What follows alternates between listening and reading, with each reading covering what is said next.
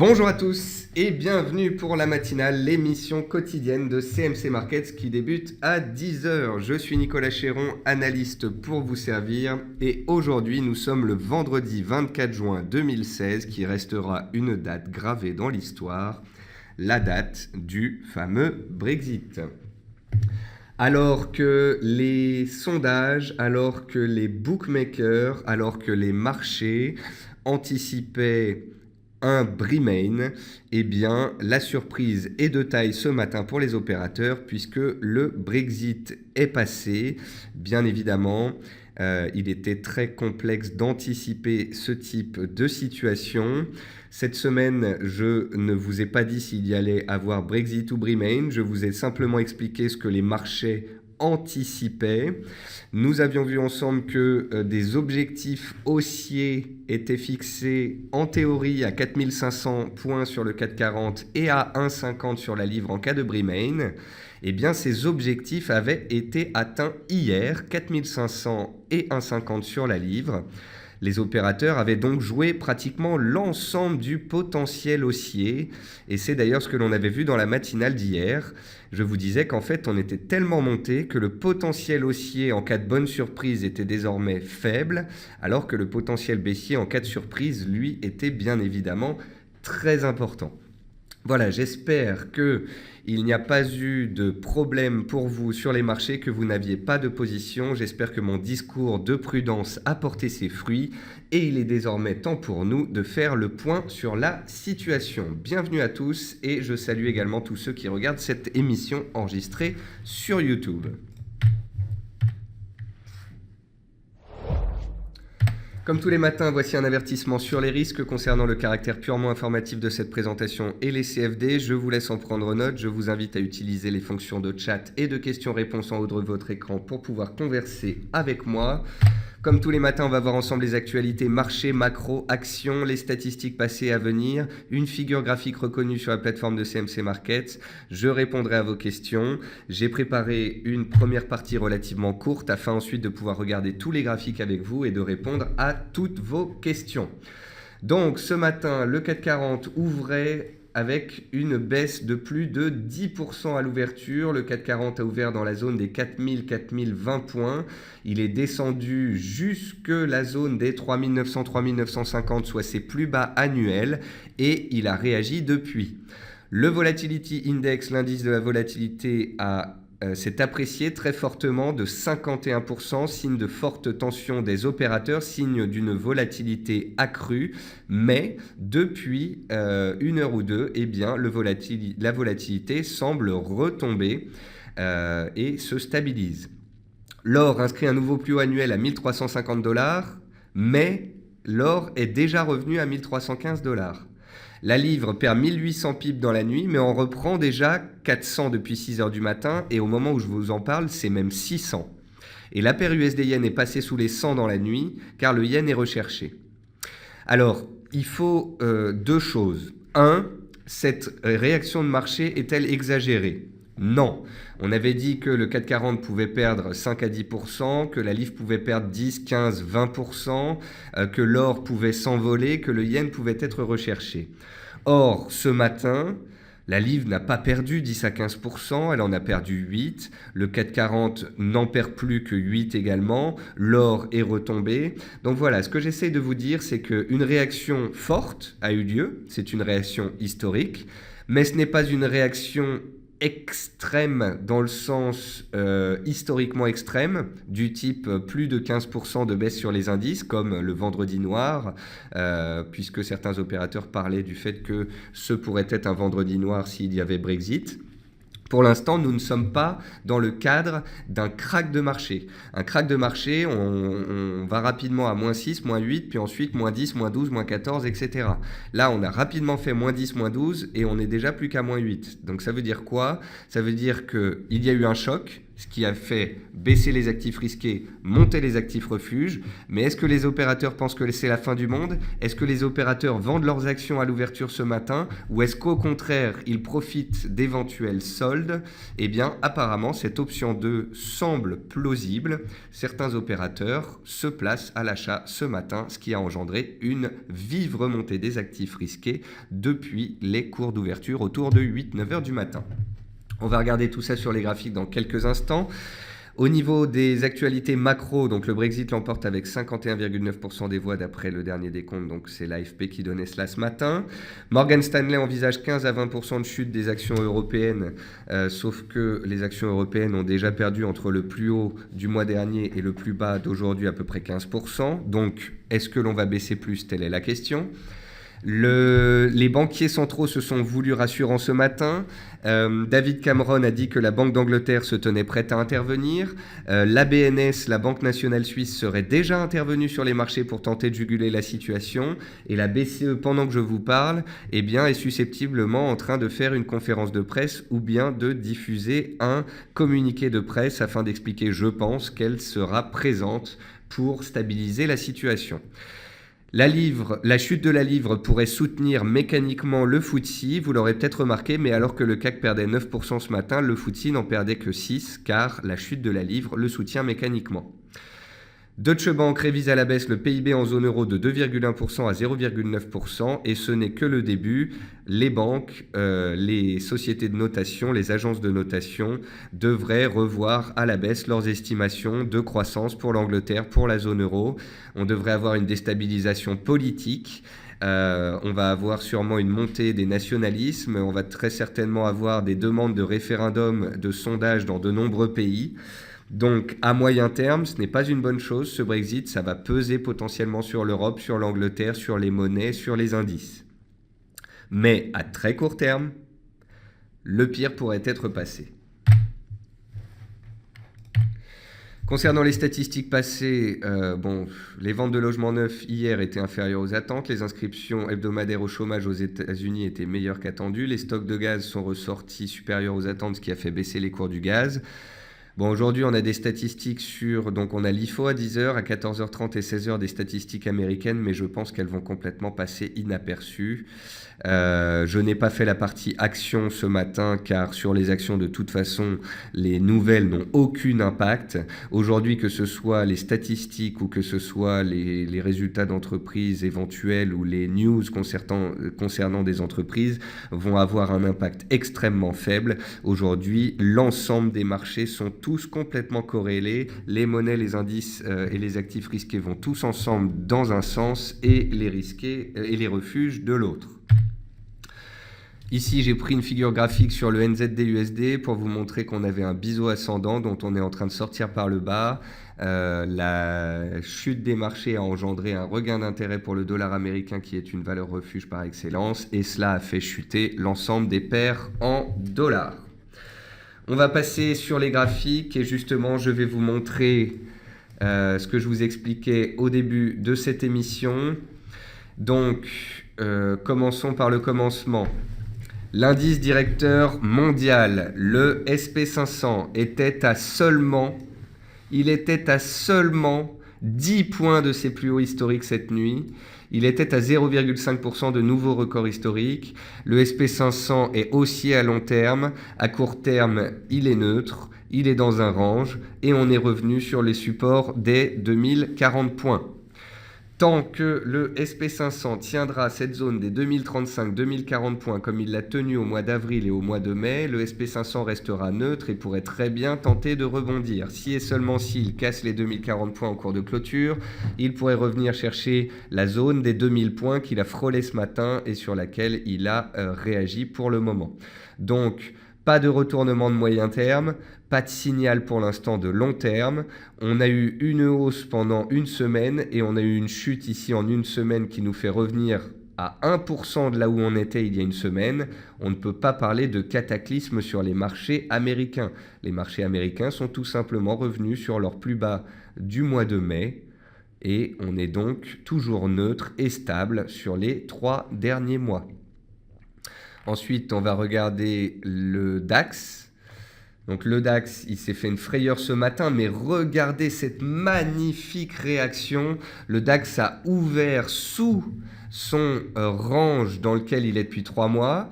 Il est allé taper la zone de soutien des 9150 points que je vous ai indiqué ce matin sur Twitter. Ce matin sur Twitter, j'ai posté un graphique du DAX, un graphique du CAC, un graphique de l'Eurostoxx et les 3 étaient sur des supports de taille. Et qu'a fait le DAX depuis? Il vient de reprendre 600 points, 500 points en ligne droite. Cela veut dire quoi? Cela veut dire que oui, le Brexit pèse sur l'Europe, oui, le Brexit déstabilise les marchés, oui, le Brexit pourrait à terme déstabiliser politiquement l'Europe et donc indirectement peser sur le marché action. Mais est-ce que le Brexit est en train d'engendrer un krach boursier historique? La réponse est non pour le moment. Les banquiers centraux sont là, la Banque nationale suisse, la Banque du Japon, la Banque centrale européenne, la Banque centrale anglaise. Le Brexit est une mauvaise nouvelle et a un effet baissier, mais que font les opérateurs depuis l'ouverture? Ils achètent des actions, ils achètent des indices et profitent potentiellement donc d'un trou d'air de moyen terme. On va passer ensuite sur le CAC 40. Le CAC 40, même constat. Le CAC 40 a ouvert autour des 4050 points. Il a chuté très rapidement vers ses plus bas annuels à 3900 points. Et qu'ont fait les opérateurs? Ils se sont très fortement placés à l'achat. Le CAC 40 a pratiquement repris 200 points entre ses plus bas et ses plus hauts du jour, soit 5% en intraday. Étant donné que le CAC 40 revient actuellement sur la zone des 4100-4110 points, un ancien support, eh bien cela pourrait être une résistance. Donc je ne suis pas en train de vous dire qu'on va continuer de grimper et que le CAC 40 va finir à l'équilibre ou qu'il va finir à moins 3%.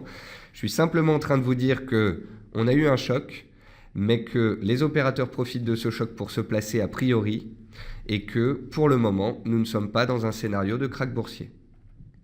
Les US se stabilisent dans la neutralité, le CAC et le DAX sont baissiers, certes, à cause de ce choc, mais à moyen terme, ils sont revenus sur des supports et pour l'instant, ça paye. La volatilité, le VIX s'est envolé en début de séance, il a explosé à la hausse, vous voyez, 1h du matin, d'ailleurs, j'en parlais encore en séminaire hier, le VIX est un très bon moyen de se couvrir sur les indices. Et quelqu'un qui aurait, par exemple, des actions en portefeuille en Europe et qui n'aurait pas pu les vendre cette nuit, en achetant du VIX, pouvait très bien se couvrir. Le VIX est passé de 16 à 27 dans la nuit. Il a pris plus de 50% à la hausse. Et vous voyez que depuis 6 heures du matin, il fait quoi? Il ne fait que baisser. Et il est en train de revenir sur les niveaux de volatilité qu'on a connus la semaine dernière quand les opérateurs avaient peur du Brexit. Donc voilà, la volatilité s'envolait, elle est en train de retomber et les marchés, pour l'instant, se stabilisent. On va passer au marché action. Alors bien évidemment, sur le marché action, il y a de très fortes chutes aujourd'hui, très peu de hausses, il n'y en a qu'une seule, le Telsat. À la baisse, Société Générale a ouvert à moins 25. Elle a chuté jusque 25 €, un nouveau plus bas annuel, et ensuite elle a fait 25,32. Elle a gagné plus de 25% en intraday. Donc voilà, sur les bancaires, bien évidemment, c'est un choc. Le cours de Société Générale, regardez où s'est fait l'ouverture du cours de Société Générale. L'ouverture s'est fait pile poil sur la clôture du 11 février dernier, soit le dernier point bas. On a fait une mèche basse, ça a nettoyé tous les acheteurs. Et ensuite, qu'est-ce qu'ont fait les marchés? Eh bien, ils sont repartis à la hausse et ils tentent de se stabiliser. BNP, bien évidemment, bancaire, donc vendu à l'ouverture. Et depuis l'ouverture, les acheteurs et les acteurs de marché se placent à l'achat. Groupe Eurotunnel a touché, je crois, moins 30% en séance. Le titre ne perd plus que 15%. Donc, même constat. Et c'est le même constat sur tous les titres. Peugeot a ouvert en très nette baisse. Regardez le titre Peugeot, il a ouvert à 10,31. Depuis l'ouverture, on gagne 20%. Crédit Agricole, elle a ouvert sous des plus bas annuels à 6,90 € et on est en train de revenir pile poil juste au-dessus de ce support. Donc voilà, vous l'aurez compris, des décalages baissiers, en fait, ces décalages baissiers de 5, 10, 15% sont en train de prendre en compte les risques politiques et les risques macroéconomiques et le décalage de marché violent. mais ça n'engendre pas un déraillement des marchés, ça n'engendre pas un krach boursier. Est-ce que les opérateurs ont peur? A priori non, puisqu'ils payent depuis les cours d'ouverture. Donc en fait, l'actualité a fait peur à de nombreux opérateurs et à des particuliers, à des professionnels qui à l'ouverture ont vendu leur position par peur, tout simplement, par panique. Mais que constate-t-on depuis l'ouverture? Depuis ce moment d'extrême panique, eh bien, nombreux sont ceux qui sont en train de se placer à l'achat. Donc je ne suis pas en train de dire que ça va remonter jusqu'à l'équilibre ou remonter jusqu'à -5. Ces valeurs-là pourraient clôturer quand même en baisse de -10, -15, voire -20. Je ne suis pas en train de vous dire que ça va monter toute la séance. Je suis juste en train de vous dire que depuis 2 heures sur les futurs et depuis 1 heure sur le marché action, ça ne fait qu'acheter. Donc voilà, je suis juste en train d'essayer de trancher sur la situation, excusez-moi, et en train de vous expliquer que c'est un choc de marché, mais ce n'est pas la fin du monde. Regardez les pétroles. Le pétrole, le WTI est venu pile poil toucher sa moyenne mobile à 50 périodes et a réagi. Le Brent a touché pile poil le bas de son canal et a réagi. Sur toutes les autres matières premières, la chute des marchés entraîne une baisse. L'avoine baisse de 2%, le maïs perd encore 2%, le coton perd 1,5%, revient sur son support. Le blé a perdu 1% et casse son support, on en parlait hier. Le soja qui était jusqu'ici haussier a cassé son support de court terme. Le gaz naturel dont les stocks sont sortis supérieurs hier consolide et est sorti un petit peu de son canal. Le riz continue de consolider, il arrive sur support, d'ailleurs on va le surveiller en début de semaine prochaine. Les cafés refluent et reviennent sous leur résistance. D'ailleurs, ils ont vraiment bien échoué sous les résistances, c'était propre sur le café Robusta. Et puis le sucre brut, où j'avais donné les 18,50 comme un support intermédiaire, on l'a touché ce matin et puis on consolide depuis. Sucre brut où j'ai écrit une analyse dessus en début de semaine, lundi. Je vous ai dit que le sucre, c'était peut-être un moyen de se diversifier et de faire autre chose. Et depuis lundi, le sucre a perdu 5%. Et puis l'argent a gagné 2,6%, mais est-ce que vous voyez l'argent casser ses plus hauts annuels? Est-ce que l'argent est en train de donner un signal majeur et de casser une résistance? Pas du tout. L'argent est passé d'un support à une résistance, et pour l'instant, la résistance ne passe pas. Et concernant l'or, je ne vois pas non plus de signal haussier fulgurant. Voilà. On avait tracé cet oblique qui passait par tous les plus hauts. On est revenu de nouveau chercher cet oblique. Alors peut-être qu'on va avoir une clôture au-dessus des 1300 $ pour la première fois en 2016. Et peut-être que l'or va être recherché dans les séances et les semaines qui viennent. Mais à court terme, après un choc haussier, les opérateurs n'ont fait que vendre l'or ces dernières heures. Depuis 5h, 6h du matin, l'or a perdu 40 $. Donc, choc de marché, oui. Krach de marché, non. Panique à l'ouverture, oui. Mais depuis, les opérateurs achètent les actifs risqués et vendent leurs actifs refuges.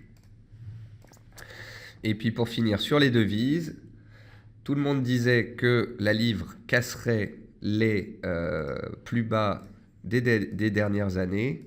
Et je vais vous montrer un petit graphique sur les 25 dernières années. Et on voit qu'en 2008, on avait touché un plus bas à 1,35. Et ce matin, on a fait 1,32. On a fait un plus bas de 25 ans. Mais on tient cette zone de prix. Excusez-moi, j'ai un chat dans la gorge. Donc voilà.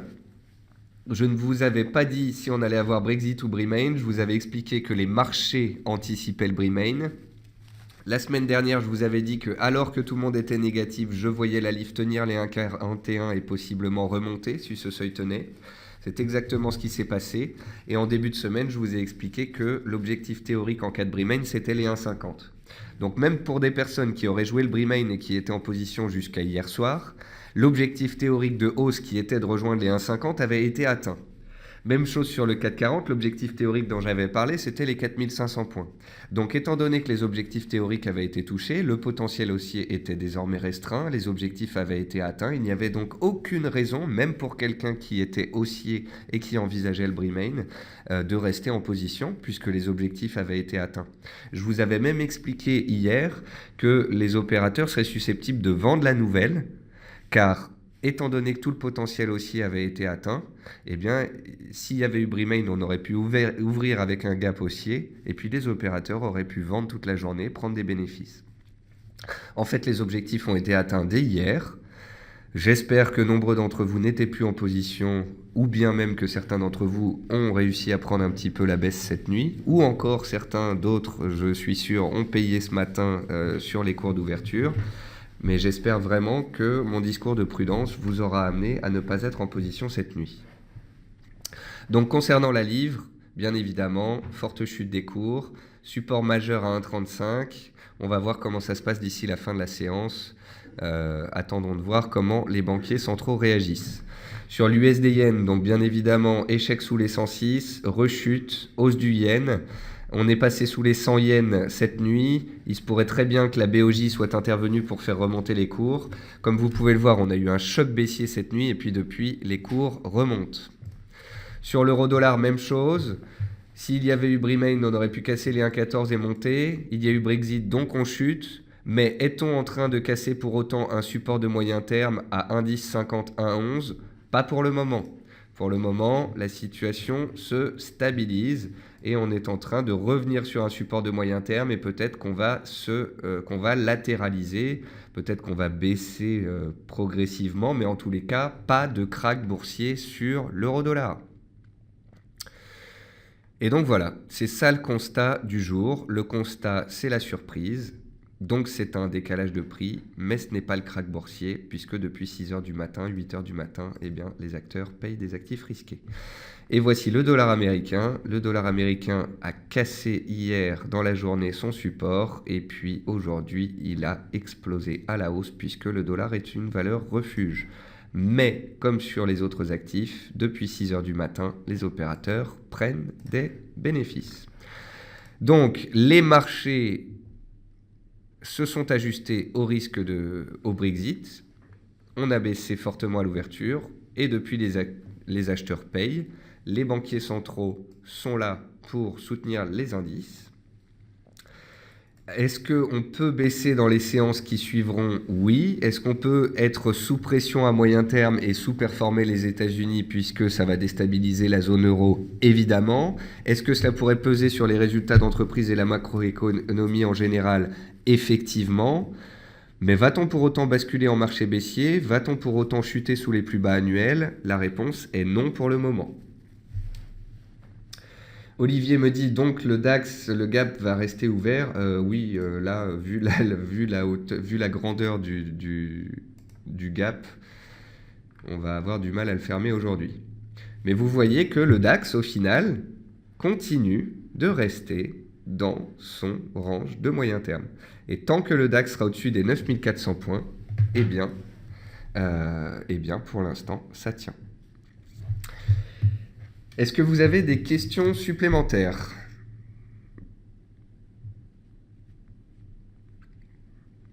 Sinon, j'ai vraiment dit tout ce que j'avais à dire. Pour moi, c'était très important de ne pas prendre de risques.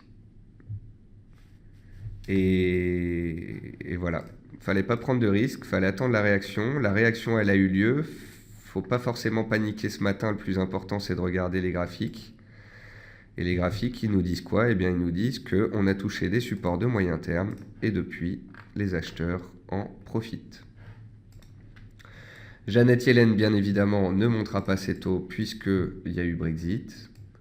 Donc, elle restera accommodante et donc, on va continuer d'avoir tous les banquiers centraux qui vont rester accommodants. La BCE avec son QE, la BNS au cas où le franc suisse s'apprécie, la Banque du Japon également, et puis la Fed sera accommodante. Donc voilà. Donc, je le répète une dernière fois, pas de krach boursier ce jour, chute des marchés ce matin à l'ouverture, petite panique due au Brexit à cause de la surprise, Mais que font les acteurs depuis 6 heures du matin? Ils achètent et profitent des soldes, en quelque sorte. Ce matin, vous pouviez avoir du DAX soldé à moins 14% par rapport à hier. Eh bien, apparemment, nombreux en ont profité et vous voyez que les acteurs continuent de courir après le papier puisque le DAX continue de grimper. Il a déjà pris 500 points en ligne droite. Voilà, sur ce, c'est tout pour moi. J'attends de voir d'ici la fin de la séance si on reflue ou si au contraire on continue de grimper. Plus on montera haut et plus on clôturera haut, plus sera significatif et plus ça voudra dire que c'était potentiellement un épiphénomène qui a entraîné un décalage de prix, mais pas forcément une tendance forte et pas forcément un bear market. Brexit out me dit, est-ce les intervenants qui achètent? Je pense plutôt à un soutien des banquiers centraux. Je pense que parce que les banquiers centraux disent qu'ils sont susceptibles d'acheter, les investisseurs, eux, achètent. Et je pense plutôt que c'est comme ça que ça se passe. Je ne pense pas que ce soit les banques centrales qui fassent monter aussi vite les marchés. David me dit, peut-on se placer short et à quel niveau? Eh bien pour ça, David, on attendra la semaine prochaine, on attendra la clôture, on attendra de voir la volatilité, on attendra de voir ce que les officiels nous disent ce week-end, ce que les banquiers centraux vont faire aujourd'hui. Je pense que, mis à part des opérations intraday spéculatives ce matin, pour faire des ventes, c'est-à-dire se mettre à l'envers de ce qui se passe depuis 6 heures du matin, eh bien, il vaut mieux potentiellement patienter. Enfin, moi, mon discours reste la prudence ce matin et je vous le répète.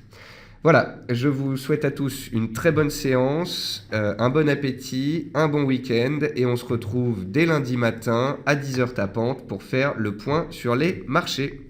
Au revoir à tous.